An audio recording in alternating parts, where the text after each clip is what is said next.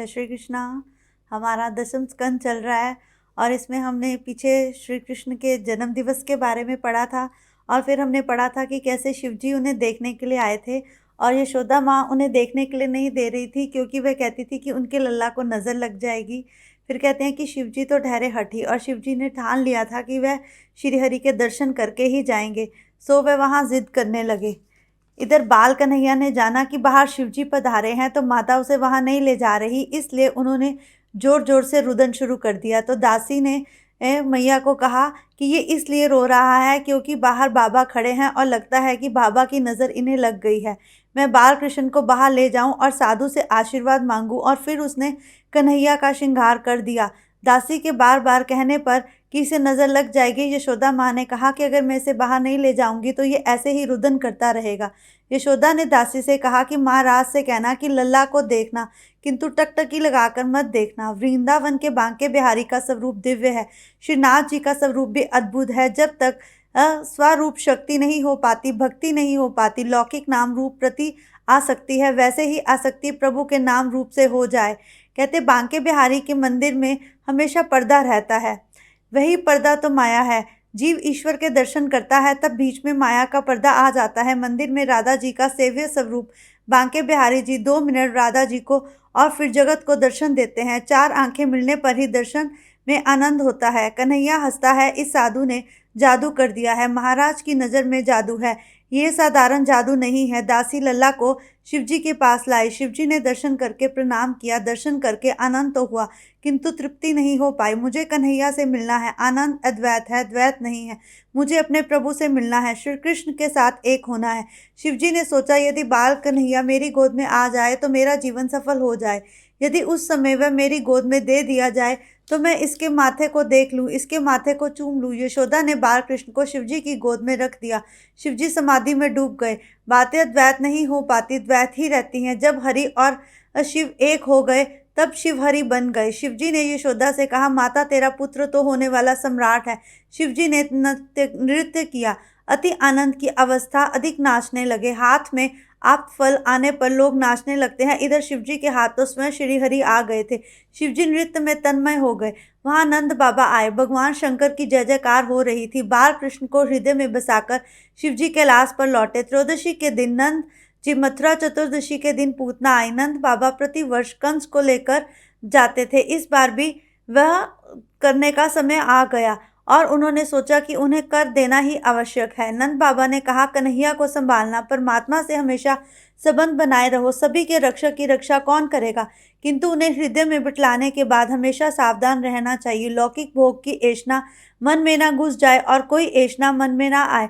यदि गोकुल का बेड़ा पार हो जाए, ऐसा ही कृष्ण की सोच थी। कन्हैया यदि हमेशा के लिए हृदय गोकुल में बस जाए तो फिर कन्हैया आने का अभिप्राय कैसे पूरा होगा। यही सोचकर कन्हैया मन मन मुस्कुराते रहते थे। हृदय गोकुल में श्री कृष्ण का आगमन होने के बाद हर जीव का भटकना बंद स्वयं ही बंद हो गया। नंद बाबा कंस को कर देने के लिए मथुरा आए। वे कंस की राजसभा में आए और उन्होंने कंस को कर, स्वर्ण, ढाल और पंचरत्न भेंट किए। समाचार भी दिया कि उनकी ढलती आयु में उनके घर पुत्र रतन का जन्म हुआ है।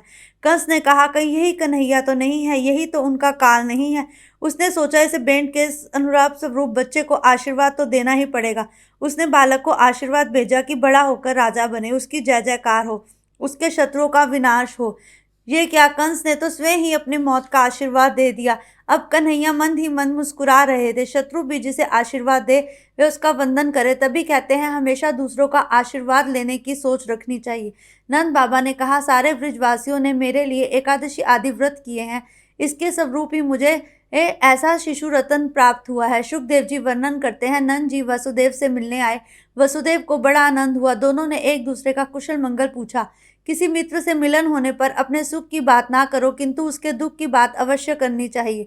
कहते हैं दूसरे का दुख बांटना चाहिए, सुख तो स्वयं ईश्वर खुद ही बंटवा देते हैं। नंद जी वसुदेव के सुख दुख की बात साझी करने लगे। उन्होंने बतलाया, मेरे घर पुत्री का जन्म हुआ था, परंतु कंस ने उसकी हत्या कर दी। वासुदेव ने कहा कि कोई बात नहीं, ऐसा सही है।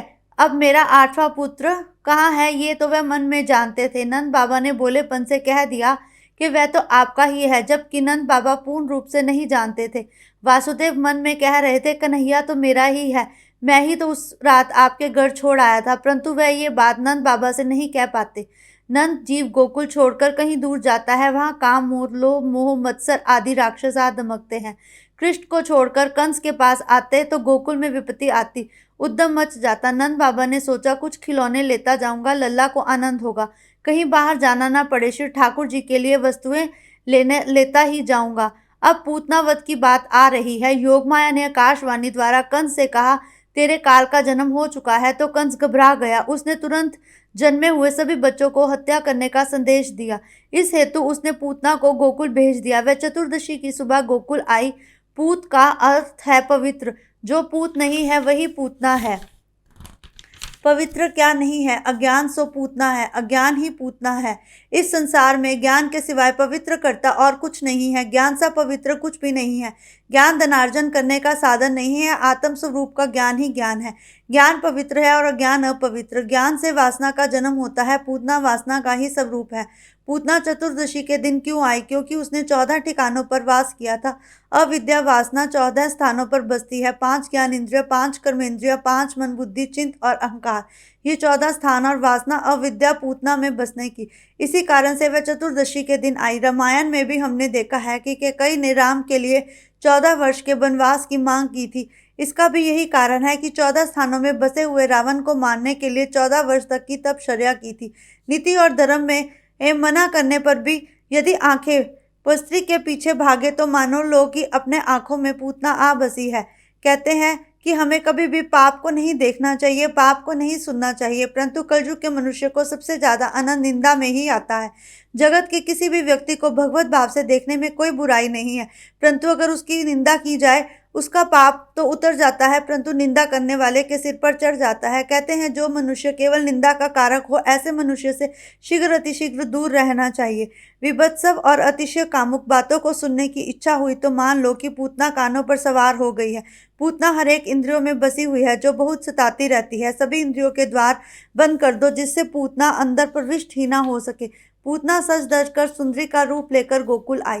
3 वर्ष की आयु तक बालक शिशु कहा जाता है। इसे शिशु को मारने के लिए पूतना आई है। प्रश्न ये है कि पूतना शिशु को मारती क्यों नहीं? शिशुव्य की आंख में अवस्था वाले बालकों को क्यों मारती है? जीवन का 4 अवस्थाएं हैं, जागृति, स्वप्न, सुषुप्ति और तुर्यज्ञा। जागृत अवस्था में पूतना आंखों पर सवार हो जाती है। आंखों की चंचलता मन को चंचल करती है। इस प्रकार जागृति, स्वप्न और सुषुप्ति, इन तीनों की अवस्था में अज्ञान सताता है, अर्थात पूतना 3 वर्ष तक के शिशु को मारती है। जो व्यक्ति तुरज्ञा अवस्था की प्रभु के साथ एक हो जाता है उसे पूतना नहीं मार सकती। पूतना 3 वर्ष के अंदर तक के बालक को ही केवल मार सकती है, क्योंकि वही बालक है जिसके तन्मय में केवल सच होता है, जो माया के प्रतिरूप में नहीं फंसा होता। संसार के मोह जाल में फंसे हुए लोगों को बालक नहीं कहा जाता। कहते हैं 3 से 5 वर्ष की आयु ना तो बालक की होती है ना बड़े की होती है, परंतु इस समय मनुष्य को थोड़ा थोड़ा ज्ञान की अनुभूति हो जाती है और उसके पिछले जन्मों का ज्ञान पूर्ण रूप से उसके हृदय से मिट जाता है। परंतु जो नेक आत्माएं होती हैं, जो प्रभु के साथ जुड़ी होती हैं, उनके अंदर कहीं कहीं उसके संस्कार रह जाते हैं। इसलिए कहते हैं 3 वर्ष तक के बालक को खूब संस्कार देने चाहिए। जब पूतना आई उस समय गोकुल की गाय वन में चरने गई थी और नंद बाबा मथुरा गए हुए थे। इस घटना का सूचिता अर्थ क्या है? गांव को वागमन अर्थात इंद्रियों का विषय में गमन। इंद्रियां इस विषय वन में घूम रही होंगी तो पूतना वासना मन में दमकेगी, अज्ञान मन पर सवार हो जाएगा। जब इंद्रियां विषयों में खो जाती हैं तब ब्रह्म मूर्ख हो जाती हैं, तब वासना आ जाती है। इंद्रियों को प्रभु सेवा की ओर मोड़ कर निरुद्ध करोगे तो पूतना वासना सत्ता में नहीं रह पाएगी। नंद अर्थार्थ जीव, जीव जब हृदय गोकुल को छोड़कर मथुरा अर्थात देह सुख में, देह दृष्टि में खो जाए तब हृदय में गोकुल पूतना ज्ञान बस जाते हैं। नंद अर्थार्थ जीव श्री कृष्ण को छोड़कर मथुरा जाए अर्थात देह सुख में फंस जाए तभी वहां वासना आ दमकती है। नंद अपने आवास में नहीं होता तभी पूतना आती है। पवित्र शरीर मथुरा में, पुण्यशाली हृदय में गोकुल है। नंद जीवात्मा है। नंद जीवात्मा परमानंद परमात्मा है। श्री कृष्ण से विमुख होकर कंस काम कलह से मिलने जाए और गांव इंद्रिय वन विषय की ओर दौड़ जाए तभी पूतना आ जाती है। पूतना श्रृंगार करके आई है। अविद्या अपने साथ कई दोषों को लेकर आती है। अविद्या जब आती है तो 5 दोष सबसे पहले आते हैं। वह है देहाभ्यास, इंद्रियाभ्यास, प्राणाभ्यास, कर्णाभ्यास, स्वरूप अभ्यास। इसे पूर्ण रूप से तो नहीं समझाया जा सकता, क्योंकि उसे पूर्ण रूप में समझने के लिए बहुत ज्ञान की आवश्यकता है। इसलिए मैं तुम्हें ये अवश्य कहूँगा कि भागवत के दशम स्कंद का पाठ नित्य प्रति करते रहने से मनुष्य के हृदय से सारे विकार स्वयं ही मिट जाते हैं। जैसे जैसे प्रभु की लीलाओं का बोध होता जाता है, वैसे वैसे उनसे जुड़े हमारे हृदय से पाप अवश्य नष्ट होते जाते हैं। इसलिए मैं बार बार यही कहता हूँ कि दशम अध्याय का पाठ जितना हो सके उतना करते रहना चाहिए। पूतना का स्वरूप देखकर यशोदा आदि धोखा खा गए।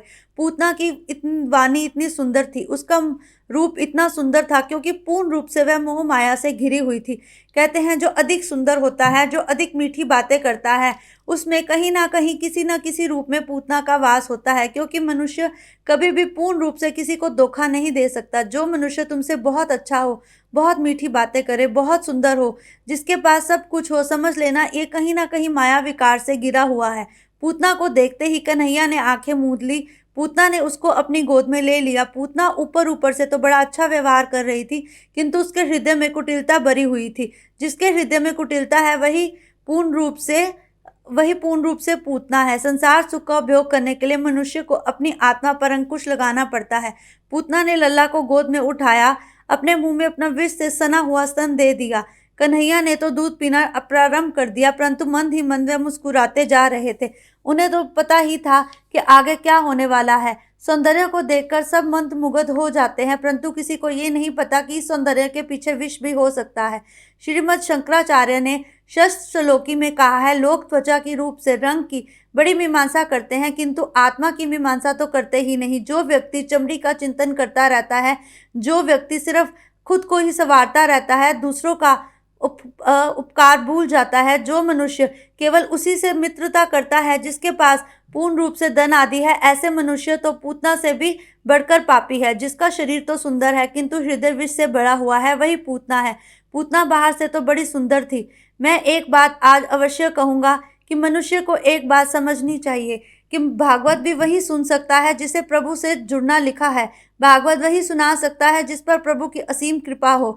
इसलिए मैं ये बात कहता हूँ कि भागवत सुनते सुनते भी अगर तुम्हारा हृदय कहीं और उड़ता जाए तो उसे मन को नियंत्रण करने की आवश्यकता है। परंतु जैसे जैसे तुम हर दिन प्रतिदिन इससे सुनते जाओगे, तुम्हारा हृदय स्वयं ही निरंतर में आता जाएगा। जीव का स्वभाव उस पूतना जैसा है, अपनी आत्मा पर ज्ञान विद्या का आवरण लगाकर ये विषयानंद में डूब जाता है। किसी के ब्रह्म रूप रंग बनाव श्रृंगार में मोहित होना नहीं चाहिए। जो बाहर से सुंदर हो, अंदर से भी सुंदर हो, ऐसा बिल्कुल भी आवश्य नहीं है। एक बात अवश्य याद रखनी चाहिए, हमें कभी भी किसी का बुरा करने की नहीं सोचना चाहिए, जैसे कि राक्षसों ने की थी, जैसे कि पूतना ने की थी। अंत तो वह श्री कृष्ण का करने आई थी, पर उसे नहीं पता था कि श्री कृष्ण ही उसका काल है। दर्शन में तभी आनंद मिलता है जब भगवान दृष्टि देते हैं, अर्थात जब वह आंख मिलाते हैं। अब प्रभु ने पूतना से आंख मिला ली। अब वह समझ गई कि वह कहाँ है, और धीरे धीरे जैसे जैसे प्रभु आंखें मिलाते गए, उसकी आंखें मूंदती गई। कहते हैं जैसे जैसे भक्ति का नशा चढ़ता जाता है, जैसे जैसे प्रभु उसे अपने पास ले जाते जा रहे थे, वैसे वैसे पाप की माया उस पर से हटती जा रही थी।